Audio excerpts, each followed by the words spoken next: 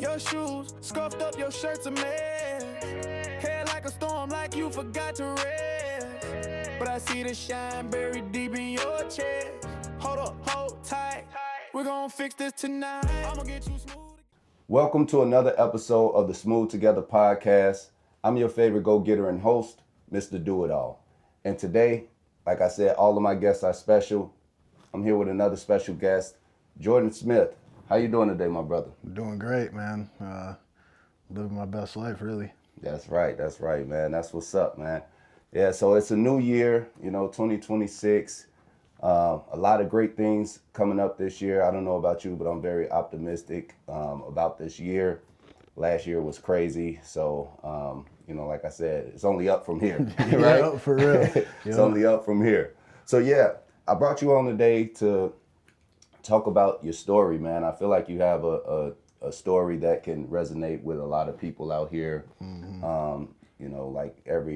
Not every, but a lot of Americans, we done been through a lot of stuff, with the way we were brought up, things like that, the environments we were subjected to, right? Yeah. So that's what I like to do. I like to bring people on here to talk about their journey, talk about the highs, the lows, and just show how you overcame those things along the way. So I already introduced your name, but tell the people like where you're from, if you've been living here in Rochester, for how long, and things like that. Yeah, so I was born here in Rochester. Spent a lot of time growing up around here. Jumped between here and Memphis, Tennessee for a while. Moved back here and just been around Rochester, Minnesota my whole life, really. Okay. Yeah. So you like the Midwest? Or what? Yeah. Well, change of seasons and stuff, it always stuck with the same thing. You know? Yep. That's one thing about it, man. Having 4 seasons, it's underrated. People think they want to go live in a warmer climate and stuff, but Yeah. I said, man, I don't know how I feel about not seeing snow on Christmas. Right, exactly. I don't know how I feel about, not seeing the springtime actually happening, right?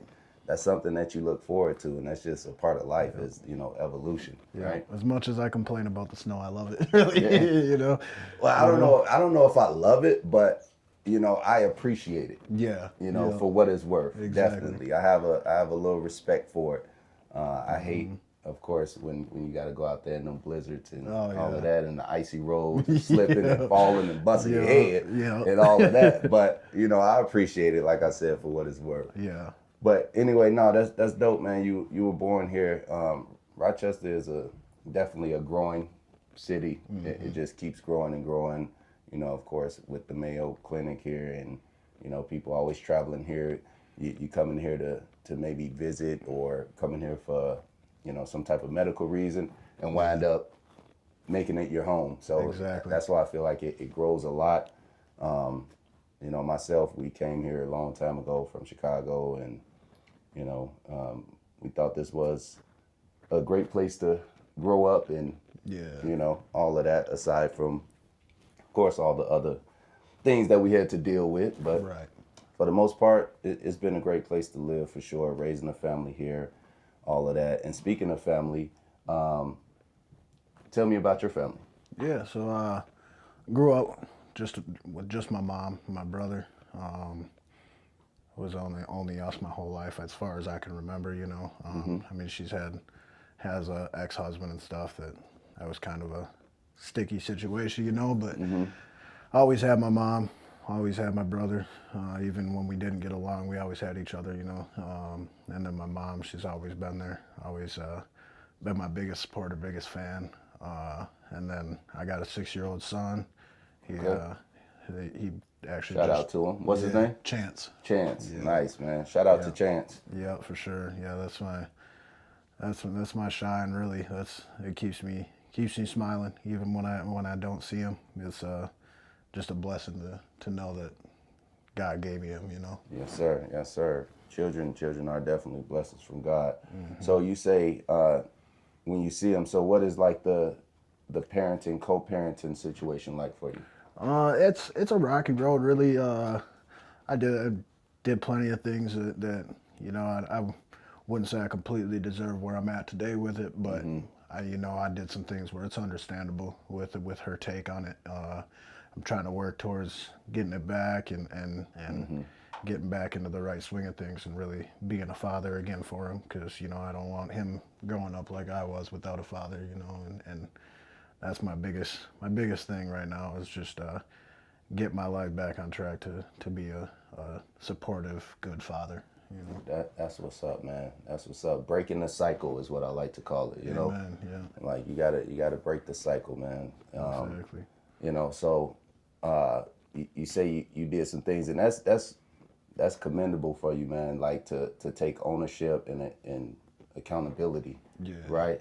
And I'm sure it took some things for you to go through for you to get to that point, because a lot of the times when we in it, we're being selfish. We thinking about ourselves. We think everything is right that we're doing, or we feel like it's justified and things like that. But once you get a chance to take a step back, maybe clear all of that smoke that's around you, that's when you actually can reflect and say, you know what, I definitely could have done better. I could have, handled things differently and all of that type of stuff. Yeah, that's for sure. Yeah, it took me the longest time, when I was in my dark place to like you said, to admit my wrongs. I didn't ever want to say I was wrong. My pride took a big take on it.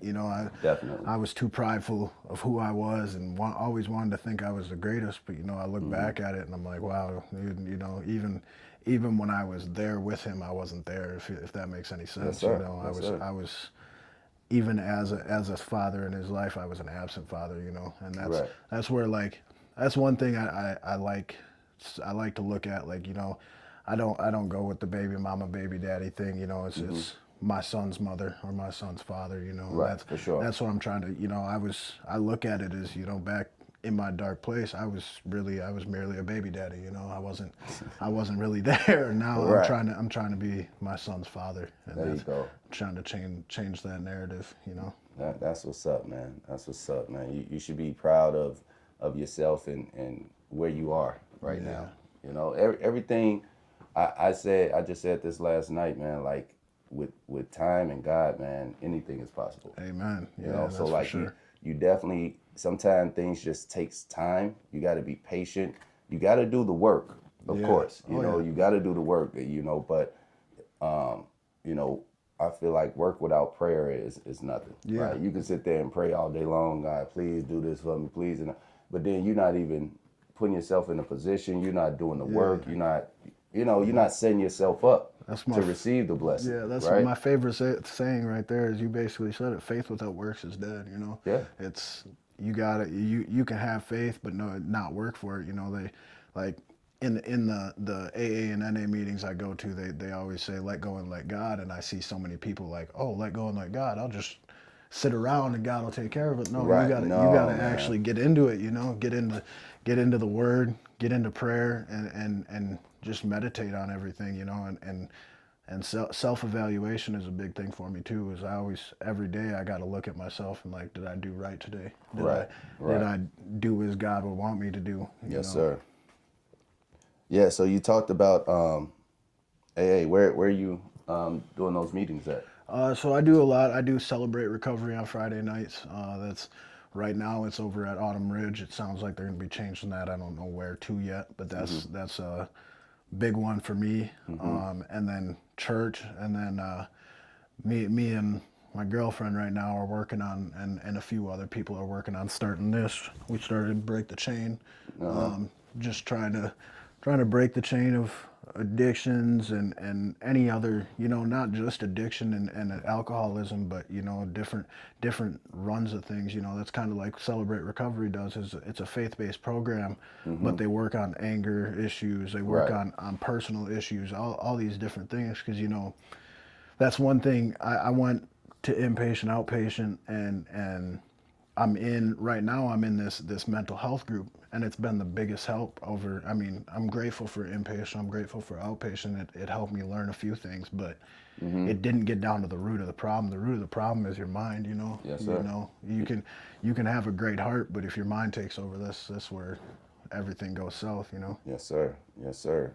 So you say you in inpatient? Where at? I went to inpatient up in Shakopee at North Star Regional. It's definitely a great place. And then I got out of there, went to the post treatment program at Doc's Recovery House, and big shout out to Doc's because they've changed my life, changed a lot of lives. You know, they've been a big part of the community since 2019, and just helping people change their lives. You know, and I'm grateful to see people show up there. And even my biggest thing is when I first got there, I got into the main. They got different houses, and there's the main house, and that's where you go first for the first 2 months or so, 60 days. And I got in there, and this guy was in there, and he was doing some cooking something to eat or something like that, and I was like, oh, how long you been here for? And he's like, actually, I lived here for a year, but I moved out. It's a place where, like, even when you move on from there's an alumni program. Alumni can come back, spend time with the people there. That's nice. Do their own thing, and just show that there's hope in it. You know, that's the biggest thing. Like, the biggest thing I was scared of when I first got into recovery was the hope part. You know, and I was always into my drugs and alcohol and thinking that was my only happy place, trying to numb everything and didn't know how I was going to be happy sober. But, you know, I've never been happier. It's been the best 14 months of my life, really. Yeah, shout out to that, man.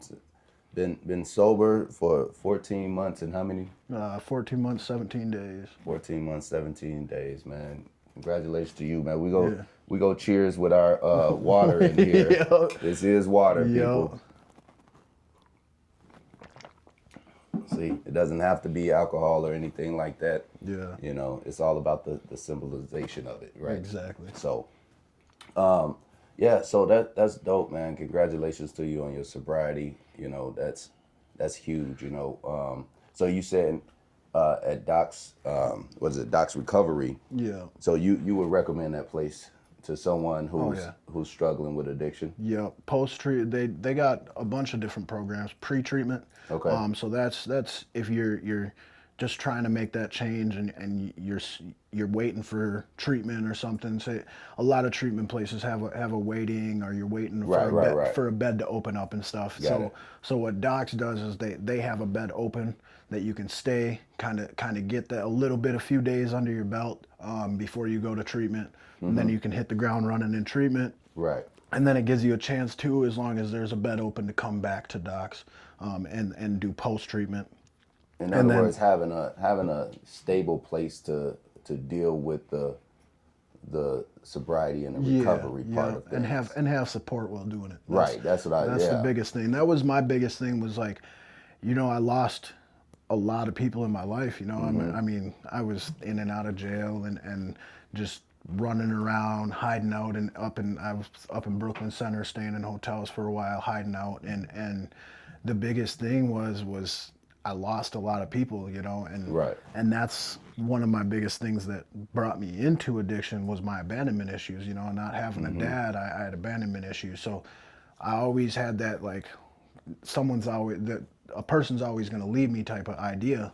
But that's my thing I'm grateful about Docs. I didn't go there for pre-treatment, but I see it with the pre-treatment guys. They're fully supportive. Right. Anything you need, they got peer support there, so they'll help you. Like, if you ain't got an ID, they'll help you work towards getting an ID, get you a grant, not a grant, but a little slip that gets you a lower cost on your ID and stuff. Like a waiver. Exactly. And then just helping get everything set up and get ready for treatment. And that's their biggest thing, is support. They're there to support you and get you back on your feet. And then, like I said, they got the post-treatment program to help keep pushing you back onto your feet. Right. And then they got, after the post-treatment program, after 60 days, as soon as a step-up bed opens up, so they got a couple different houses for step-up. And what that is like, you step up to the plate, and you've done all the things that have been asked of you for the post-treatment part. So now you can help, you get a little more freedom, but then you can help also the new guys get back on their feet and just show them that it works. Right. And the thing I'm most grateful about it is there's no out date, really. It's just whenever you're comfortable and ready to go. and ready to get back into the real world. I mean, really, you're there when you're there. It's still the real world. You're still in the community, but you're not.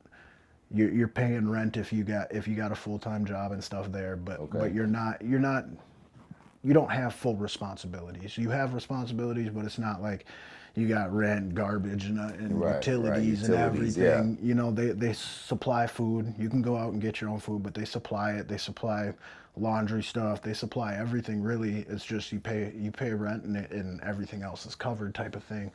Yeah.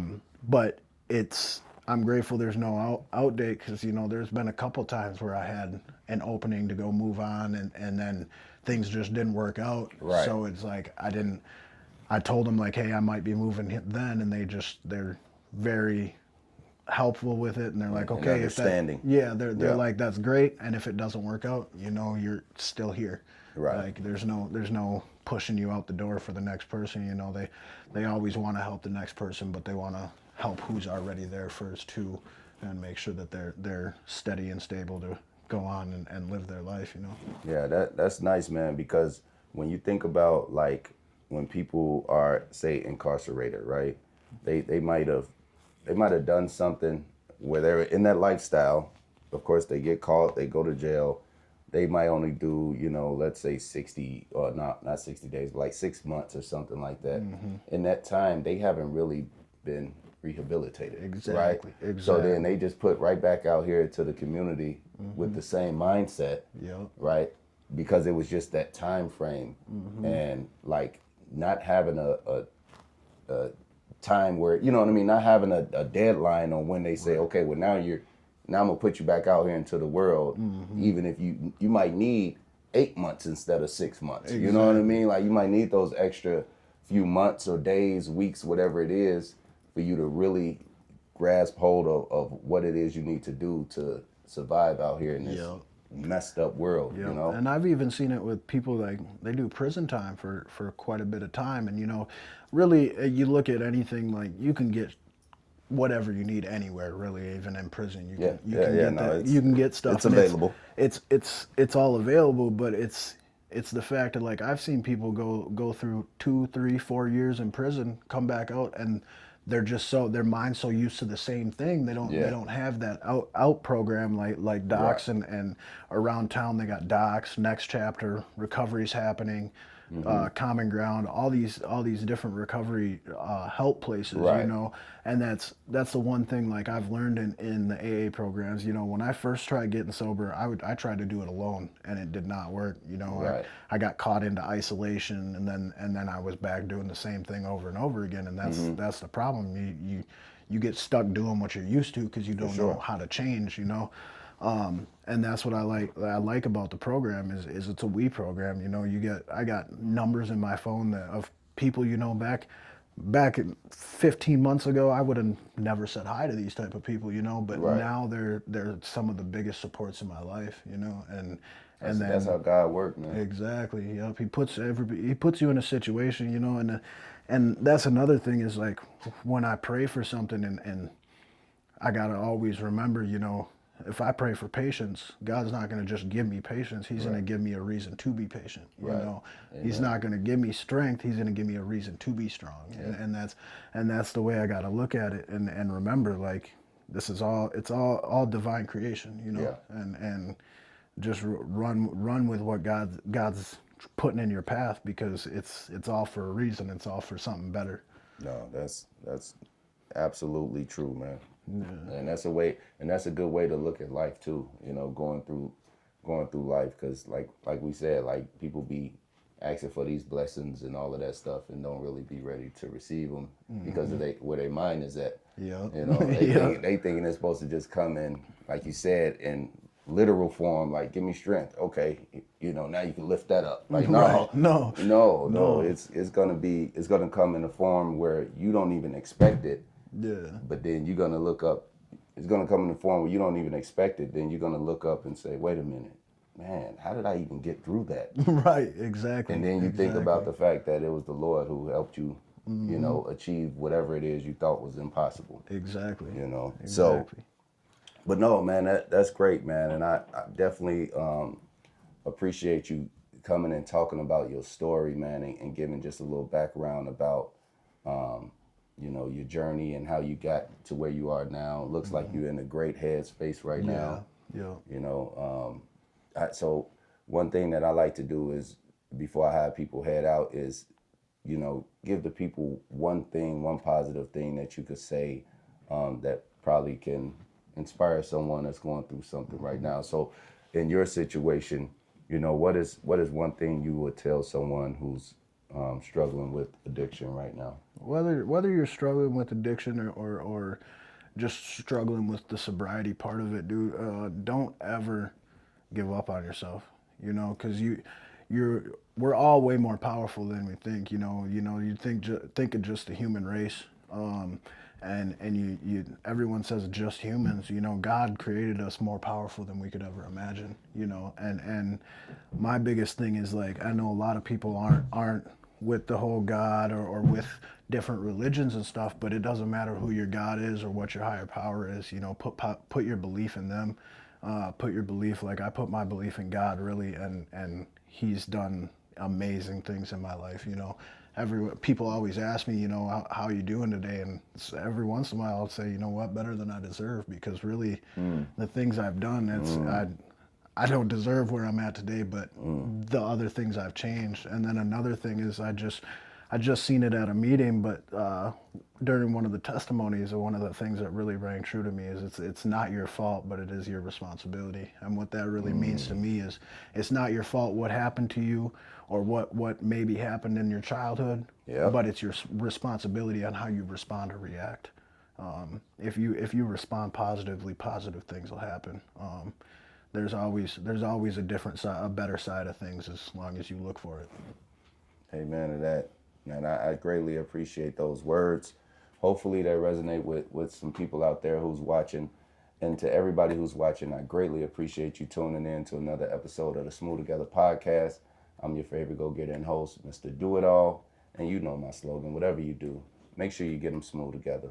That's it for now. See you in the next episode. Your shoes scuffed up, your shirt's a mess. Hair like a storm, like you forgot to rest. But I see the shine buried deep in your chest. Hold up, hold tight. We're gonna fix this tonight. I'ma get you smooth.